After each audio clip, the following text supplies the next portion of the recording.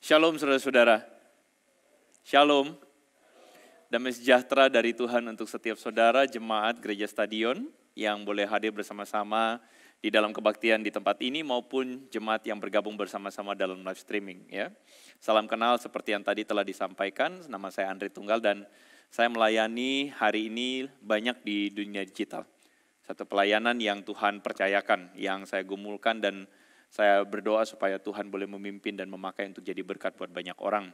Ya, terima kasih kepada majelis jemaat, kepada hamba Tuhan dan saudara yang boleh mempercayakan hari ini bersama-sama kita beribadah dan sama-sama kita melayani Tuhan. Ya, kita akan merenungkan satu bagian firman Tuhan dengan tema kehadirannya yang menguatkanku. Baik, saudara-saudara, kita akan mendasarkan perenungan firman Tuhan dari Lukas pasal yang ke-24.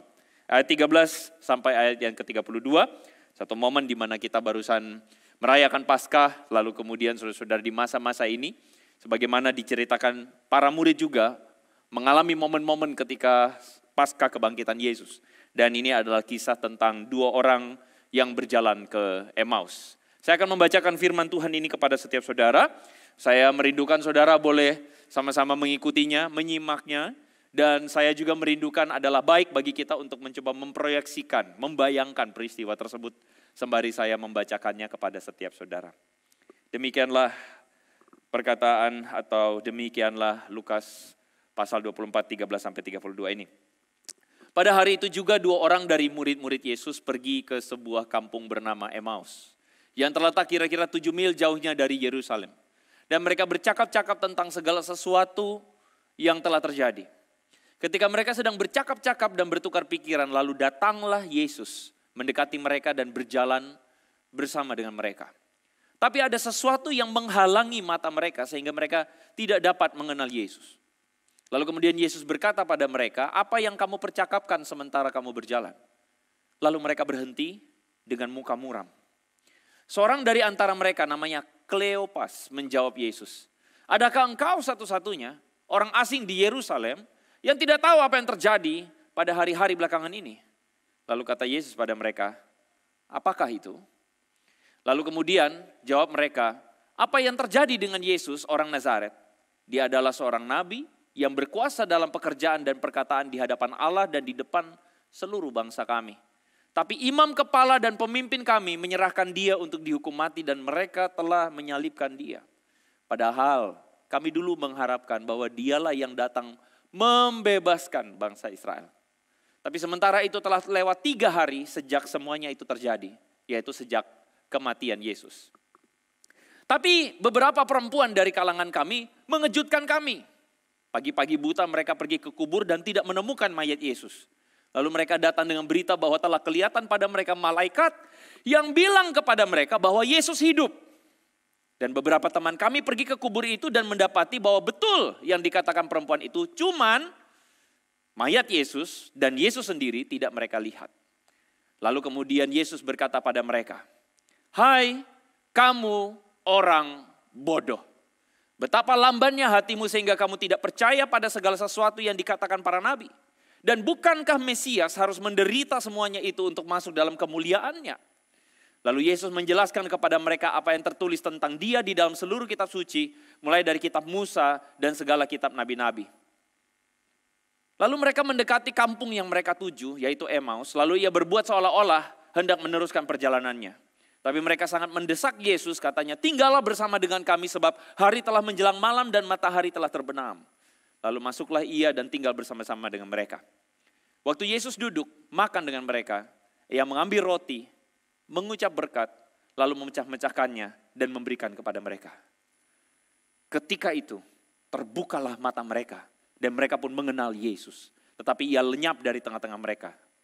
Kata mereka seorang kepada yang lain, kita sama-sama baca, 1, 3. "Bukankah hati kita berkobar-kobar ketika ia berbicara dengan kita di tengah jalan dan ketika ia menerangkan kitab suci kepada kita?" Demikian jawab pembacaan firman Tuhan di pagi hari ini, saudara. Saudara, ketika kita berbicara tentang tema yang disodorkan kepada saya, yaitu kehadiran yang menguatkanku, saya menduga bahwa tema ini muncul dari sebuah realita.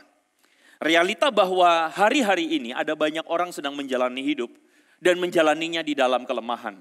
Karena itulah kita dikatakan kehadiran Tuhan adalah kekuatan kita dan kita butuh kekuatan yang daripada Tuhan. Saya menduga bahwa hari ini saudara ada banyak orang yang menjalani hidup dan menjalaninya di dalam pergumulan. Karena itu butuh kekuatan. Dan saya tidak tahu apakah saudara sedang mengalami atau membutuhkan kekuatan itu atau tidak. Ataukah saudara tidak menyadari bahwa saudara memang membutuhkannya. Tetapi yang saya tahu adalah ketika kita menjalani hidup dalam kelemahan, kita tahu bahwa ternyata yang menjadikan kita lemah bisa jadi adalah harapan-harapan atau ekspektasi yang tidak seharusnya, yang sebenarnya tidak terjadi. Kita harapkan hal yang terjadi dalam hidup kita harapkan yang baik, ternyata dalam hidup berjalan tidak semestinya.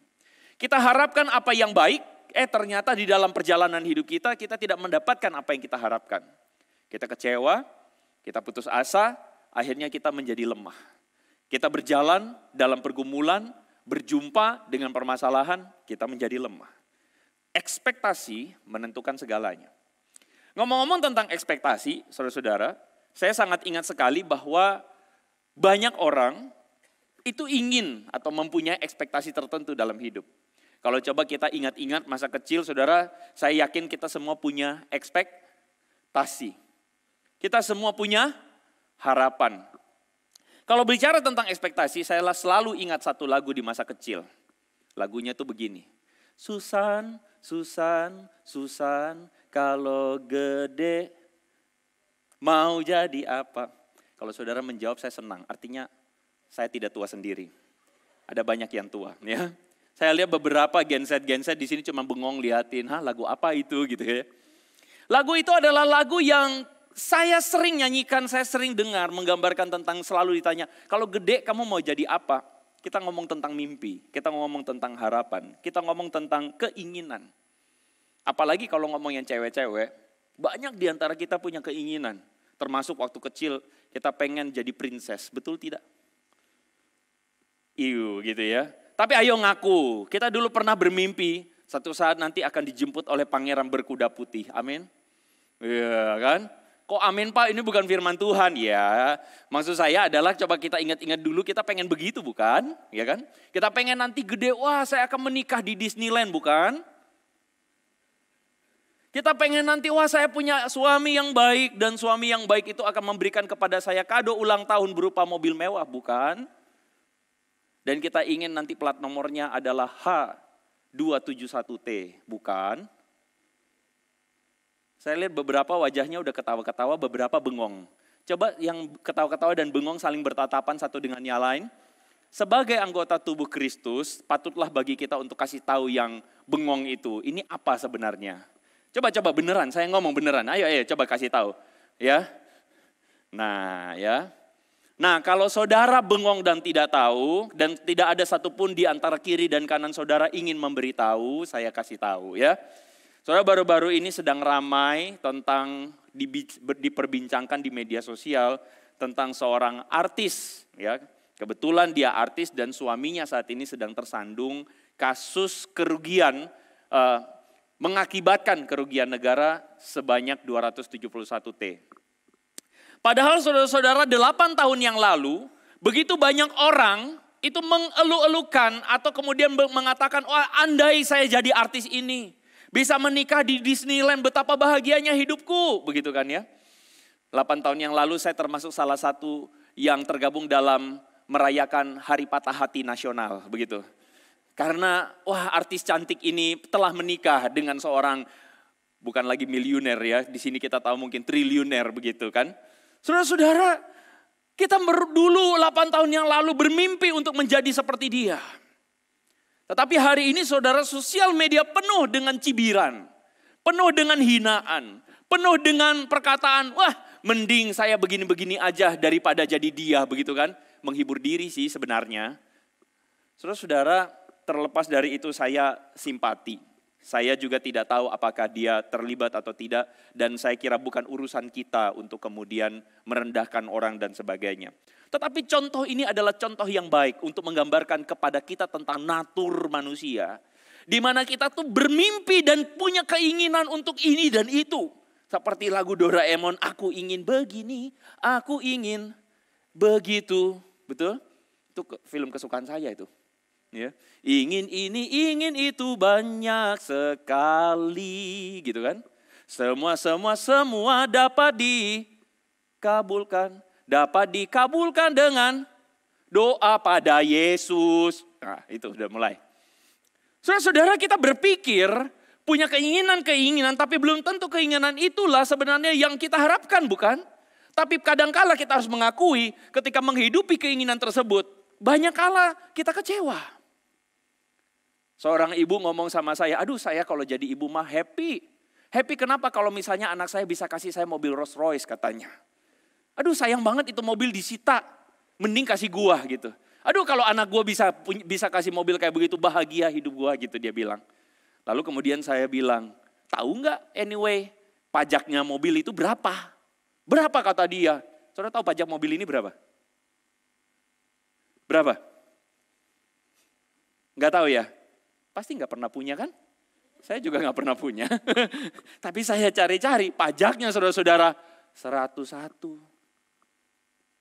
Hampir 102 ribu, kagak 102 juta pajaknya. Saudara-saudara 102 juta, bayangkan kita beli tahu petis.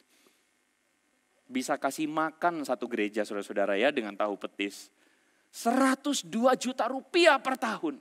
Waktu saya bilang begini kepada si ibu itu mengatakan gak jadi deh kalau gitu. Saya bahagia dengan mobil saya. Tadinya merasa tidak bahagia dengan mobilnya. Tetapi ketika melihat pajak segede ini, sekarang saya jadi bahagia deh. Saudara, betapa dari cerita-cerita ini saya sebenarnya ingin mengajak saudara untuk berpikir. Bahagia atau tidak itu semua kembali kepada ekspektasi. Amin. Saudara, kadangkala kita merasa hidup kita tidak bahagia. Kadangkala kita merasa hidup kita tidak menyenangkan. Kadangkala kita merasa hidup kita itu tidak happy. Kenapa? Karena bisa jadi bukan karena memang kita tidak mendapatkan sesuatu. Tapi bisa jadi karena apa yang kita ingin dapatkan adalah sesuatu yang belum tentu seharusnya kita kejar. Kalau hari ini tema kita adalah kehadiran Tuhan menguatkan kita. Saya menjadi curiga karena saya kok yakin saudara Tuhan itu hadir. Amin. Dan saudara tidak akan menyangkalinya. Tapi pertanyaannya, kehadiran Tuhan mau ada atau tidak ada, saudara percaya atau tidak percaya? Problemnya menurut saya sebenarnya bisa jadi adalah ekspektasi kita atau harapan kita. Bisa jadi harapan kita lah yang melemahkan kita. Bisa jadi keinginan kita lah atau mimpi kita lah sebenarnya yang melemahkan kita. Bukan masalah itu yang melemahkan kita. Padahal kalau kita punya harapan yang benar, bisa jadi kita kuat. Dan firman Tuhan ingin kasih tahu sama kita, kehadiran Tuhan itulah yang akan mengubah harapan kita, mengubah pikiran kita, mengubah jiwa kita. Dua murid yang berjalan menuju ke Emmaus adalah kisah yang akan kita renungkan hari ini. Bagaimana dua murid ini dikatakan berjumpa dengan Tuhan Yesus dalam keadaan muram, dalam keadaan lemah, dalam keadaan lesu. Saudara-saudara, kejadian ini terjadi pada saat di mana Yesus bangkit. Sebenarnya terjadi pada hari Minggu, pada hari ketiga ketika Yesus bangkit. Ketika Yesus bangkit dikatakan pada hari itu juga ada dua orang murid-murid berjalan ke sebuah kampung bernama Emmaus. Dan ketika itu mereka bercakap-cakap tentang segala sesuatu yang telah terjadi. Dan mereka bercakap-cakap tentang kejadian di mana Yesus yang mati, lalu kemudian dieksekusi dan kemudian mereka pergi meninggalkan Yerusalem, mereka pergi ke Emmaus. Tapi menariknya adalah pada saat itu ketika mereka bercakap-cakap, Yesus datang menghampiri mereka dan dikatakan mereka tidak mengenali Yesus. Ada sesuatu yang menghalangi mata mereka sehingga mereka tidak dapat apa? Mengenal Yesus. Saudara, ketika kejadian ini saya renungkan, saya pikirkan kok bisa ya? Mereka tidak bisa mengenal Yesus. Kok bisa ya mereka tidak bisa mengenal orang yang bersama-sama dengan mereka 3 tahun setengah. Umpamanya begini saudara-saudara. Pak William bersama-sama dengan saudara. Saya tadi udah dapat bocoran 3 tahun ya, betul ya. Saudara lagi makan bakmi di pasar, kaget di depan saudara-saudara lagi makan bakmi, tiba-tiba Pak William datang. Kok William datang duduk sama saudara. Masa saudara gak kenal? Dengan gesturnya yang lucu itu, wajahnya yang imut-imut itu saudara. Betul? Saudara pasti langsung kenal bukan? Tapi bagaimana mungkin mereka tidak mengenal Yesus yang bersama-sama dengan mereka 3,5 tahun. Saudara-saudara, ketika saya memikirkan, saya membaca tafsiran para ahli, saya melihat bahwa sebenarnya kemungkinan besar memang mereka tidak pernah membayangkan dan memikirkan Yesus akan hadir di tengah mereka. Kita menemukan bahwa pada kenyataannya pikiran mereka lah yang menghalangi mereka. Kalau kita baca baik-baik, di situ dikatakan dari bacaan yang kita baca, mereka bilang bahwa pada waktu Yesus mati, ada kalangan perempuan dari kalangan kami pergi ke kubur. Lalu kemudian perempuan-perempuan itu tidak mendapati Yesus. Tapi katanya malaikat bilang sama mereka, Yesus bangkit. Yesus hidup. Kalau saudara baca baik-baik, mereka bilang katanya sih gitu. Kalau saudara baca, lalu mereka bilang begini, kalangan kami, teman-teman kami juga pergi. Petrus dan yang lain. Pergi ke kubur, ketemu Yesus tidak? Tidak. Para murid, saudara sadar atau tidak? Tidak pernah membayangkan bahwa Yesus akan bangkit. Padahal Yesus telah ngomong kepada mereka 3 kali bahwa aku akan bangkit. Tapi betul-betul kejadian mencatat bahwa para murid berpikir kubur kosong membuktikan bahwa, membuktikan apa? Kalau kita tadi nyanyinya Yesus hidup, enggak, mereka pikirnya Yesus dicuri mayatnya. Saudara lihat betapa mereka makanya disebut Yesus lamban untuk memahami. Mereka tidak mampu melihat Yesus itu hidup. Mereka tidak bisa melihat Yesus hidup. Kenapa? Karena pikiran mereka sudah terhalang oleh apa yang mereka percaya. Betul nggak saudara-saudara? Ngomong-ngomong kacamata saya di mana ya? Oh di jidat ya saudara-saudara. Kadang kita melihat banyak orang tua kayak gitu bukan? Betul nggak? Karena apa? Karena mereka berpikir kacamatanya tidak tahu di mana. Padahal nyenemplok di jidat. Kadang-kala dalam hidup kita sering begitu. Karena pikiran kita lah yang menyamarkan fakta di depan kita. Oke, semua kembali kepada pikiran kita. Semua kembali kepada apa yang kita pahami. Dan apa yang kita pahami, apa yang kita pikirkan, itu membatasi kita. Saudara-saudara, dalam bagian ini, kan tentu saja Yesus masih sengaja belum mau menyatakan dirinya secara utuh kepada para murid. Tapi kemudian firman Tuhan mengatakan bahwa berhentilah mereka dengan wajah muram. Berhentilah mereka dengan kelesuan. Berhentilah mereka ketika Yesus datang dan kemudian tiba-tiba cosplay seperti orang-orang yang tidak tahu apa-apa lalu bilang, emang kalian lagi ngomongin apa? Lalu mereka bilang, adakah engkau satu-satunya orang yang tidak tahu apa yang terjadi di Yerusalem belakangan ini? Saudara, ini menunjukkan bagaimana kisah ini menjadi heboh di kalangan mereka. Tentang Yesus yang tadinya diharapkan menjadi seorang nabi, menjadi seorang yang berkuasa, menyembuhkan orang, membangkitkan orang mati, meredakan angin ribut.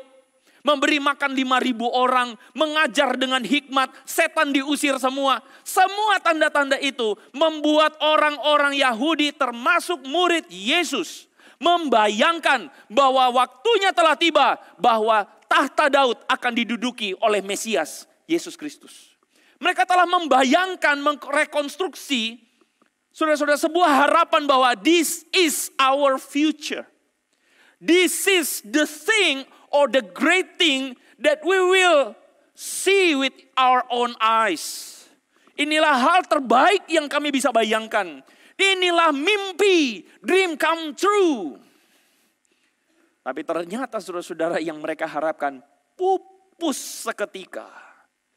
Makanya saudara bisa baca di situ dikatakan, ternyata mereka bilang imam besar pemimpin menyerahkan dia dan dihukum mati. Semua harapan kami gone. Kami dulu mengharapkan bahwa dialah yang membebaskan kami. Tapi ternyata pupus. Itulah sebabnya kami muram. Itulah sebabnya kami lesu. Karena harapan kami tidak tercapai. Saudara-saudara, dari sini saudara bisa melihat bahwa sebenarnya murid-murid sedang ada pada frekuensi yang berbeda dengan Yesus. Benar nggak? Murid-murid tidak berada pada the same page with Jesus. Mereka percaya Yesus akan berkuasa dan akan datang membebaskan mereka. Mereka bahkan percaya, kalau saudara baca tadi, murid-murid mengatakan bahwa kami percaya dia datang dari Allah. Mereka percaya. Saudara, kalau dihitung-hitung ngomong percaya saudara, murid-murid atau kita yang lebih percaya pada Yesus? Halo? Kalau saudara berjumpa dengan Petrus misalnya, atau berjumpa dengan Thomas misalnya. Menurut saudara, Thomas, Petrus itu lebih percaya kepada Yesus, atau saudara yang lebih percaya pada Yesus? Mana imannya lebih kuat? Mereka dong. Kenapa? Karena mereka berjumpa Yesus. Mereka melihat Yesus. Mereka mendengarkan Yesus langsung. Live. Gak pakai streaming malah. On site gitu kan ya saudara-saudara. Mereka bahkan melihat apa yang Yesus kerjakan. Yang beneran mati Lazarus dibangkitkan. Mereka melihat angin ribut diredakan. Iblis lari. Tunduk pada dia. Saudara, mereka melihat. Percaya banget. Tapi percaya belum tentu harapannya sama. Percaya belum tentu satu frekuensi sama Yesus. Saudara, saya ingat banget dulu waktu saya masih di seminari. Jadi saya satu alma mater dengan Pak William, Pak WW. Ya, udah pasti dia nggak mau disebutin namanya, tapi dia lagi duduk tengah-tengah saudara. Itu satu angkatan saya, penginjil Fung Ing. Kami satu angkatan, satu kelas. Waktu masih di seminari, saya untuk pertama kali berjumpa dengan teman-teman, rekan-rekan. Salah satunya itu teman-teman dari Medan. Ya, karena saya sebelumnya tidak terlalu sering berjumpa dengan orang Medan, saya ketemu dengan orang Medan. Lalu kemudian mereka mengatakan, Tung, kalau satu kali kamu pergi ke Medan, kamu hati-hati Tung. Kenapa? Kalau misalnya kamu diminta untuk beli bakmi, beli di mana? Beli di pajak. Hah? Beli di pajak? Saudara, kita yang mendengar kata pajak, langsung pikiran kita apa? SPT kan? Ayo udah isi belum? Puji Tuhan. Ada yang telat isi? Ya, sekarang kita berdoa akan kemurahan Tuhan ya. Kita pikirnya pajak itu kan sesuatu yang begitu-begitu. Tapi ternyata bagi orang Medan, pajak itu adalah pasar. Ada sini orang Medan? Enggak ada. Oh ada Pak, betul enggak Pak? Betul ya? Pasar itu adalah pajak. Lalu pasar itu apa sebenarnya bagi orang Medan? Pasar itu adalah jalan. Betul ya Pak ya? Pasar itu jalan. Loh, bingung kan ya? Saudara, ini adalah satu fakta di mana ada satu kata yang sama, pajak, pasar, tapi artinya bisa beda. Sama halnya dengan iman, percaya. Satu kata yang sama, tapi seringkali kita tidak memahami dalam panjang dan lebarnya. Seringkali kita berjumpa ada orang-orang yang kita bilang, kok hidupnya beriman banget. Beriman banget, tapi kenapa dalam hidup kayaknya jadi orang-orang yang muram, lesu. Padahal kalau doa, wah sampai angkat tangan. Padahal rajin ke gereja, beriman pada Tuhan. Tapi menjalani hidup itu dalam kemuraman dan kelesuan. Kenapa? Ada banyak masalah, kok tidak terjadi ini. Tapi percaya pada Yesus. Saudara-saudara, firman Tuhan di depan memberikan kepada kita sebuah fakta. Bahwa percaya pada Yesus belum tentu keinginan kita sama seperti Tuhan. Kita sama-sama baca Yakobus 4, 2b sampai 3 ini. 1, 2, 3. Atau kamu berdoa juga, tapi kamu tidak menerima apa-apa. Karena kamu salah berdoa. Sebab yang kamu minta hendak kamu habiskan untuk memuaskan hawa nafsu. Saudara-saudara, tulisan Yakobus ini diarahkan kepada jemaat. Yang ternyata faktanya adalah ada jemaat tergabung dalam komunitas Kristen. Mengaku percaya kepada Yesus, tapi hatinya masih ingin memuaskan hawa nafsunya. Itu berarti bahwa beriman kepada Yesus tidak serta-merta membuat hati kita mengerti hati Tuhan. Tidak serta-merta membuat hati kita satu frekuensi dengan Yesus. Tidak serta-merta membuat hati kita seperti Dia. Seringkali kita cuma terjebak pada iman yang fana, iman yang semu maksud saya. Kita terjebak dalam iman atau definisi-definisi iman yang terlalu semu. Oh, yang penting saya percaya Yesus, yang penting saya telah jadi Kristen, atau apalagi kita mengatakan yang penting saya telah selamat masuk surga. Tapi ketika menjalani hidup, kita menjalani hidup sebagai orang yang beda frekuensi. Saudara-saudara, dengan Tuhan. Kenapa? Karena kita masih menghidupi keinginan-keinginan kita. Kita masih menghidupi dunia dan nilai-nilai dunia yang selama ini dicekokin kepada kita. Hari ini berapa banyak orang Kristen, saudara temukan orang-orang Kristen yang tidak sukacita dalam hidup. Kenapa? Karena dia masih memikirkan pikiran yang dunia. Teman saya bisa beli Louis Vuitton. Wih, saya tahu Louis Vuitton ya. Teman saya bisa beli tas mewah, baju mewah. Kok sekarang saya masih tetap gak bisa? Akhirnya berkeluh kesah. Akhirnya ngoceh bilang suami kurang kerja keras. Akhirnya ngoceh kok hidup saya kok tidak bahagia ya. Terus kita datang minta Tuhan berkati usaha suami saya dalam nama Yesus. Supaya saya bisa beli. Supaya saya bisa jalan-jalan healing-healing. Hari ini saudara healing kemana? Ke gereja dong Pak, rumah Tuhan. Puji Tuhan ya. Tapi hari ini ada orang-orang yang hidupnya tidak bahagia. Tidak sukacita karena tidak bisa healing. Ke Jepang. Karena apa? Lihat teman SD gua. Dulu ya ampun teman SD yang duduk di pojokan. Aduh gua lebih terkenal. Tapi sekarang dia bisa healing ke Eropa. Aku tidak bisa healing. Lalu kita merasa hidup kita lesu, muram dan tidak bahagia. Saudara-saudara tanpa sadar kita mengadopsi nilai-nilai dunia. Menjadi ekspektasi kita. Sehingga kita tidak mengalami kebahagiaan. Di saat yang bersamaan kita duduk di bangku gereja. Tapi bisa jadi saudara-saudara hati kita beda server sama Yesus. Beda server sama Tuhan. Saudara berapa minggu yang lalu saya dikasih tahu bahwa saudara membahas tentang berhala di dalam hati. Masih ingat saudara-saudara ya? Macam-macam berhala itu ternyata. Kenikmatan dunia, kesenangannya, pengakuan diri, ingin dianggap. Sebagian di antara kita bergumul dengan itu bukan? Saudara, saya tidak ingin mengecilkan saudara dan mengatakan saudara semua hidup dalam dosa. Tidak, saya pun bergumul. Bahkan sebagai pemberita firman, saya pikir sayalah yang pertama menggumulkannya dengan sungguh. Dan mengatakan kepada saudara bahwa saudara tidak sendiri jika saudara sedang berjumpa dengan ekspektasi yang keliru. Karena saya pun mengalaminya. Kita semua mengalaminya. Kenapa tadi saya katakan bahkan para murid tidak satu frekuensi dan tidak satu server. Firman Tuhan kebenaran ini ingin kasih tahu sama kita. Para murid pun mengalaminya. Maka kita pun harus mengalami proses yang sama seperti para murid. Maka kita pun harus mengalami proses yang sama. Bagaimana Yesus menunjukkan kepada kita. Ketika dia di Getsemani dia mengatakan bukan kehendakku tetapi kehendakmu yang jadi. Saudara-saudara tanda dari iman itu saudara adalah harus pertumbuhan.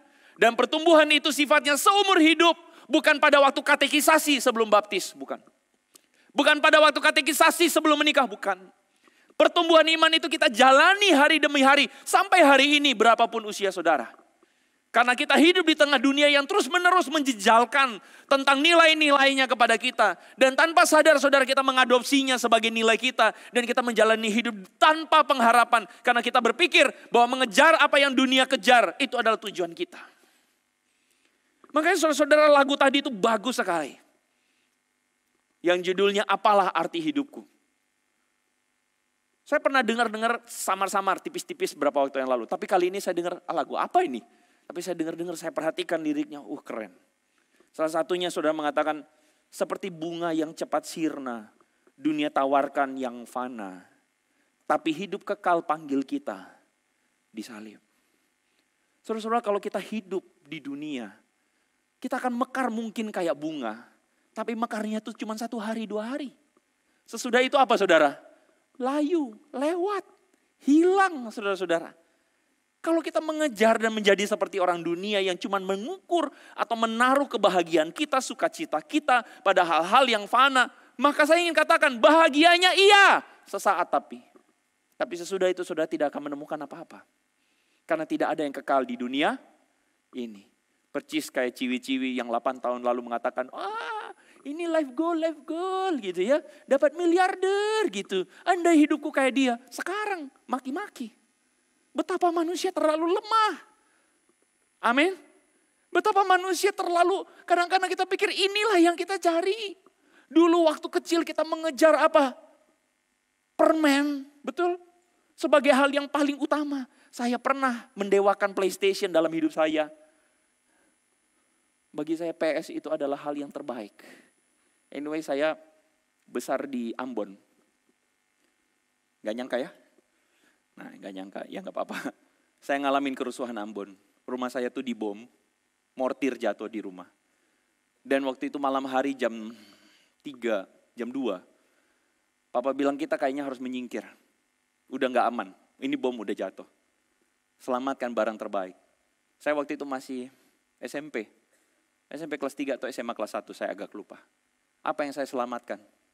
Alkitab, waduh rohani sekali. Yang saya selamatkan PS. Karena bagi saya itulah harta saya satu-satunya. Kalau sekarang saudara tanya PS itu di mana? Gak tahu udah di mana. Karena terlalu fana. Betul tidak saudara-saudara? Sadarkah dan maukah kita mengakui di hadapan Tuhan hari ini? Bisa jadi hari ini kita sedang mengejar yang fana. Kita sedang mengejar sesuatu yang sia-sia. Kita kecewa, kita putus asa, kita lemah. Kenapa? Karena ekspektasi kita terlalu fana. Kita terlalu rendah. Mari kita akui keterbatasan kita. Dan kita bilang sama Tuhan, Tuhan tolonglah aku yang tidak percaya ini. Makanya di bagian kedua saudara-saudara, Tuhan Yesus kemudian datang dan mengatakan kepada para murid, hai kamu bodoh, lamban sekali kamu untuk mengerti. Yesus mengatakan betapa lambannya hatimu. Kenapa? Karena memang selemah itulah kita. Begitu terbatas itulah kita. Lalu Yesus kemudian menjelaskan, bukankah Mesias harus menderita? Bukankah Mesias harus masuk dalam kemuliaannya melalui penderitaan? Lalu dia menjelaskan kepada mereka tentang seluruh kitab suci. Berkonfrontasi dengan pikiran para murid hari itu di mana Mesias harus naik ke tahta Daud. Yesus menjelaskan justru Mesias naik ke kayu salib. Berlawanan 180 derajat. Tapi Yesus kemudian mengatakan kitab sucilah yang membuat kamu mengerti. Singkat cerita saudara-saudara, mereka bersama-sama dengan Tuhan Yesus. Sampai ke satu tempat lalu mereka tinggal bersama-sama dengan dia. Puncaknya ketika Yesus duduk makan bersama dengan dia. Lalu dia mengambil roti. Dia mengucap berkat lalu mecah-mecahkannya. Dan firman Tuhan mengatakan disitulah mata murid-murid apa? Terbuka. Disitulah mata murid-murid terbuka. Ini peristiwa apa saudara-saudara? Perjamuan terakhir ketika Yesus mengatakan, dia mengambil roti, dia memecah-mecahkannya. Lalu kemudian berkata, perbuatlah ini sebagai peringatan akan aku. Bam! Kejadian itulah kemudian membuat mereka terbuka. Loh ini Yesus, ini Tuhan Yesus yang selama ini kita pikir dia telah mati dan pupus harapan kita. Tapi Yesus mengatakan justru peristiwa ini membuat kamu terbuka dan melihat. Saudara, hari ini perjamuan kudus. Seringkali kita rayakan atau kita maknai sebagai sesuatu yang peristiwa yang cuman apa saudara-saudara? Oh Yesus mati menebus saya, betul nggak? Mari kita kenang peristiwa, mari kita kenang karena oleh darahnya, oleh bilur-bilurnya kita menjadi sembuh. Seringkali begitu sebagian orang. Saudara, kemudian kita pikir, oh ya Tuhan telah mati bagiku sehingga aku menjadi diselamatkan. Pada titik yang lebih ekstrim, Tuhan jadi miskin, aku jadi kaya. Wow, padahal itu berlawanan 180 derajat dengan teologi dari perjamuan itu sendiri. Ketika Yesus bilang, aku serahkan tubuhku dipecahkan bagimu. Yesus bilang, dalam hidupku aku memberi diri untuk kehendak Bapa. Kalau engkau menjadi pengikutku, maka engkau pun harus menghidupi hal yang sama. Jadilah kehendak Bapa dalam hidupmu. Meskipun itu harus melalui menghilangkan keakuan, menghilangkan diri sendiri. Sebagai seorang yang tadi saya spill sedikit, saya besar di Ambon. Kultur di sana itu saudara, perjamuan itu sakral sekali, 1 tahun 2 kali. Dan setiap 1 tahun 2 kali, saudara tahu, mama saya kebanjiran order, karena mama saya itu penjahit. Orang sana punya kultur kebiasaan kalau mau perjamuan, baju mesti baru. Ya puji Tuhan ya mereka menghargai perjamuan. Tapi kadang-kadang ada yang baju baru dan tidak mau kalah dengan yang duduk di sebelah. Ibu yang duduk sebelah. Kalau ibu duduk sebelah bajunya lebih bagus, aku mesti bajunya lebih bagus. Menghadiri perjamuan tapi dengan sikap hati untuk makin tinggi. Yesus makin rendah. Tapi justru ironinya para pengikutnya punya sikap hati makin tinggi. Bukankah itu beda frekuensi saudara-saudara? Makanya firman Tuhan hari ini mengatakan, ketika murid-murid berjumpa dengan isi hati Tuhan, hati mereka apa? Berkobar-kobar. Bukankah hati kita berkobar-kobar ketika ia berbicara tentang kitab suci? Karena kitab sucilah yang akan menolong kita untuk mengerti kehendak Bapa. Kitab suci lah yang akan mengguidance kita untuk memahami apa yang menjadi panggilan kita. Kitab suci lah yang menolong kita untuk punya atau menyamakan satu server dengan Tuhan. Maka pertanyaannya hari ini saudara-saudara, menjalani hidup di dunia, menjalani pekerjaan saudara, studi, pergaulan, pertemanan saudara hari ini, hobimu. Saudara hari ini apakah kita masih kasih waktu untuk buka telinga, supaya firman Tuhan menginstal terus kehendak Bapa dalam hati kita? Ataukah kita lebih suka membuka telinga untuk yang luar sana? Maka tidak heran, hari ini engkau sedang lesu, hari ini engkau sedang kecewa, hari ini engkau sedang ada dalam berputar-putar terus di dalam penyesalan, berputar-putar terus di dalam penerimaan, berputar-putar terus dengan isu pengen dianggap orang, berputar-putar terus dengan isu pengen eksis, berputar-putar terus dengan isu-isu. Kita menjadi lemah. Tapi firman Tuhan membuka mata kita, menolong kita untuk menemukan kebenaran, sehingga kita menemukan kehendak Tuhan. Hari ini hari libur, banyak orang sedang healing di sana. Tapi saya berdoa semoga saudara healing di rumah Tuhan. Saya berdoa semoga firman Tuhan ini membuat saudara healing. Seperti kedua murid yang terbuka mata rohani mereka dan berjumpa dengan Yesus dalam perjalanan ke Emmaus. Saya percaya saudara pun sedang berjalan menuju Emmaus. Saudara sedang menjalani hidup ini. Dan kita pun menerima kenyataan bahwa betapa lemah dan lambannya hati kita untuk memahami kehendak Tuhan. Tapi oleh anugerah Tuhan, Dia tidak meninggalkan kita. Amin. Dia hadir, Dia menyapa kita. Kembali membawa hati kita untuk melihat agendanya Tuhan. Dan saya percaya ketika hati kita semakin menjadi atau semakin diarahkan seperti hati Yesus, diarahkan pada kehendak Bapa, maka hidupmu ada dalam kekuatannya. Hidupmu ada dalam kekuatan Tuhan.